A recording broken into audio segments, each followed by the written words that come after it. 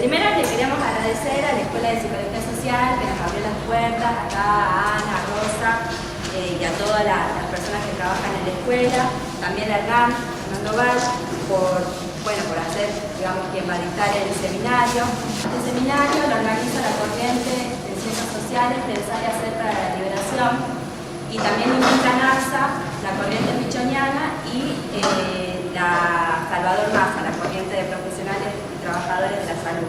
Nos juntamos en marzo de este año en Córdoba, hicimos un manifiesto, somos distintos cientistas sociales, profesores, investigadores y estudiantes.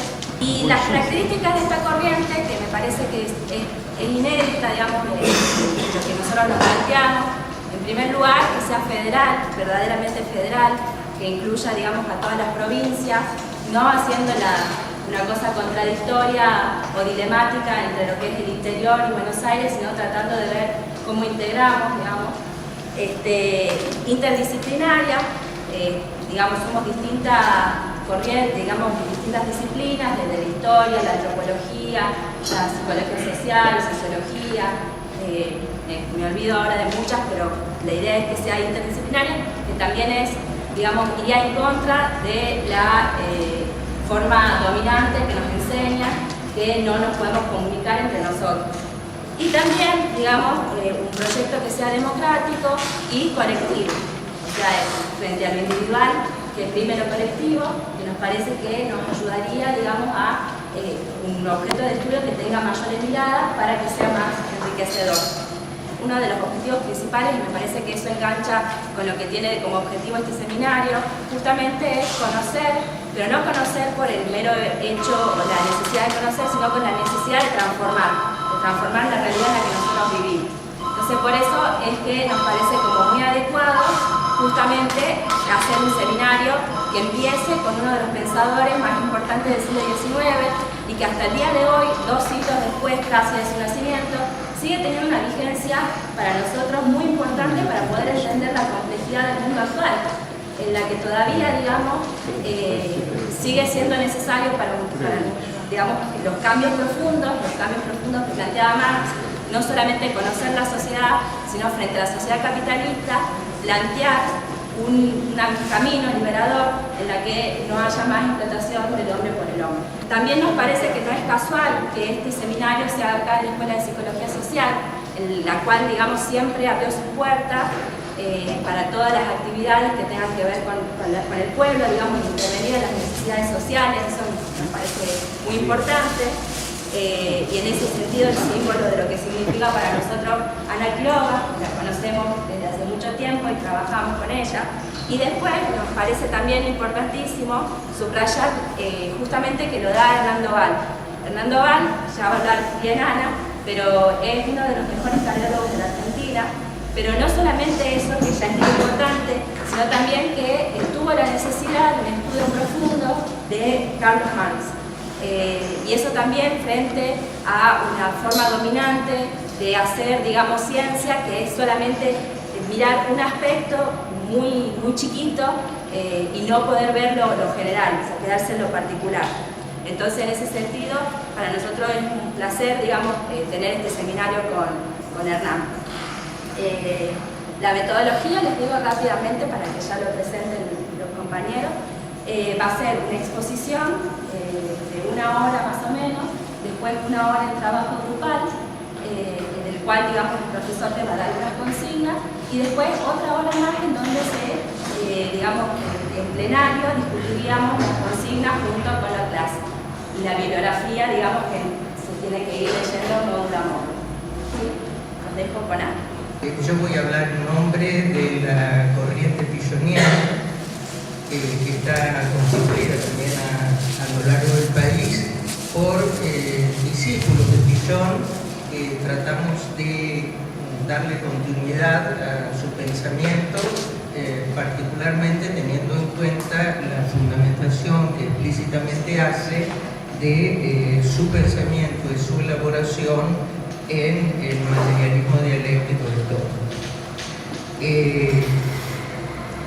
Desde ahí, desde este lugar, no es tanto la escuela, sino esta corriente, usamos este espacio para hacerlo, quisiera presentar a quienes quien va a dictar este seminario.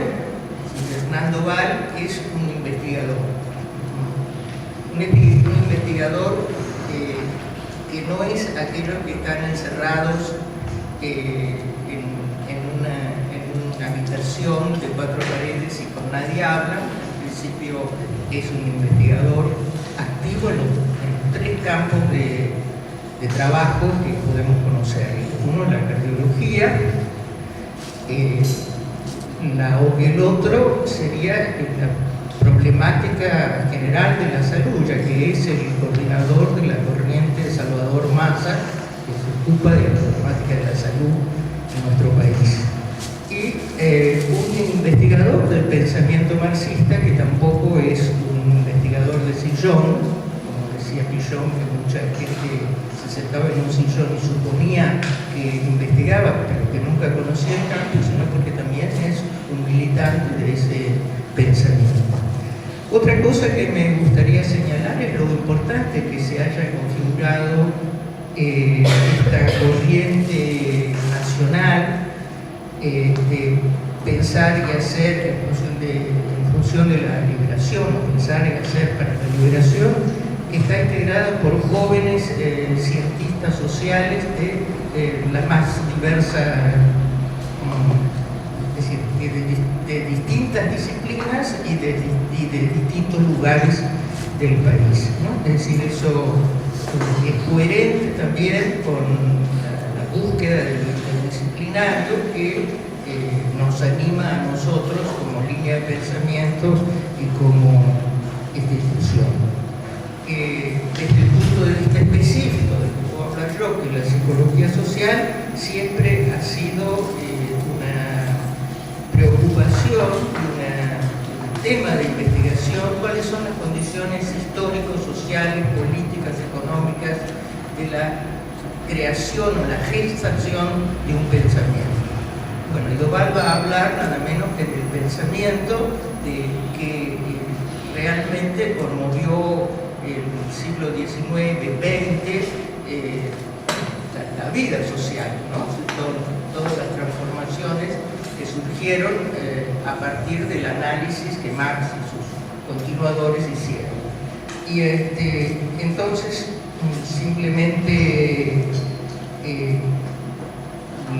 deseo que todo esto sea, no sé, que todo esto sea algo de mucha producción, no solo desde quien da el seminario, sino que seamos todos partícipes muy activos de esta tarea. Pensábamos que iba a ser un grupito pequeño que iba a tener interés en este tema. En realidad, digamos, pareciera que el pensamiento de Marx no está muerto, sino que está muy vivo. Y en realidad, ¿por qué deberíamos estudiar a Marx ahora? Algunos dirían, bueno, pero Marx es del siglo XIX, estamos en el siglo XXI, ¿por qué estudiar a Marx? ¿No? En realidad yo diría que los dichos anónimos a veces tienen mucha sabiduría. Y hay un dicho africano senegalés que dice, si quieres saber a dónde vas, date vuelta y mirá de dónde vienes. Es fantástico, ¿no? O sea, si queremos saber a dónde vamos en este momento, tenemos que darnos vuelta y venir y ver de dónde vinimos. Y los que pensamos que Marx fue la raíz del pensamiento actual, nos damos vuelta y lo encontramos a Marx. Y no hay duda de que sigue siendo importante. El libro más leído del mundo todavía es el Manifiesto Comunista. En realidad fue un panfleto de propaganda fantástico hecho por Marx, que escribía mucho mejor cuando escribía para difundir las ideas rápidas que incluso cuando escribía el Capital. Y hablando del Capital, no sé si ustedes saben, pero muchos deben conocer, que salió salió una edición en inglés de un libro francés de un economista joven que se llama Thomas Piketty.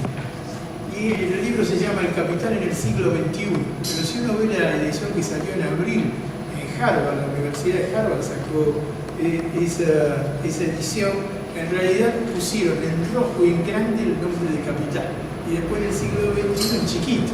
O sea que, digamos, ¿para qué? Para crear una idea de que va a hablar algo sobre el capital de Marx. Obviamente, Piketty, que es un economista, que el libro es un libro de 1000 hojas que tiene mucha información estadística, que en realidad dice dos cosas muy simples. Dice que en el siglo XX, digamos, el grupo del 10 o el 1% de la población, que en realidad había disminuido los ingresos en la primera parte del siglo hasta la década del 70, 80, después aumentó en forma de U gradualmente ahora. Y tiene una teoría desde el punto de vista liberal y capitalista que en realidad en esta última parte la tasa de crecimiento económico del mundo era igual a la tasa de acumulación de capital, del patrimonio de capital, que se mantenía igual y que fue más distributiva en cierto sentido en la década del 60, ahora se está volviendo negativo. ¿Qué quiere decir eso? Que se acumula mucho más capital que el crecimiento económico, y que eso hace en parte que asistamos a, digamos, crisis más prolongada, como es la actual, que es una crisis mucho más prolongada y que es muy difícil salir. Así que vamos a tener que, volviendo a más, revisar lo que está pasando actualmente desde el punto de vista que Marx, por supuesto, había discutido este problema con mucho mayor profundidad. Entonces, ¿por qué la creación del pensamiento de Marx? Porque a mí me parece importante que ver también a Marx del mismo, como dicen los senegaleses, de dónde vinieron. Un poco para, espero que esta primera parte de Marx vamos a hablar hasta el momento que llega a los anales franco-alemanes, donde publica la cuestión judía y la introducción a la crítica del derecho de Hegel.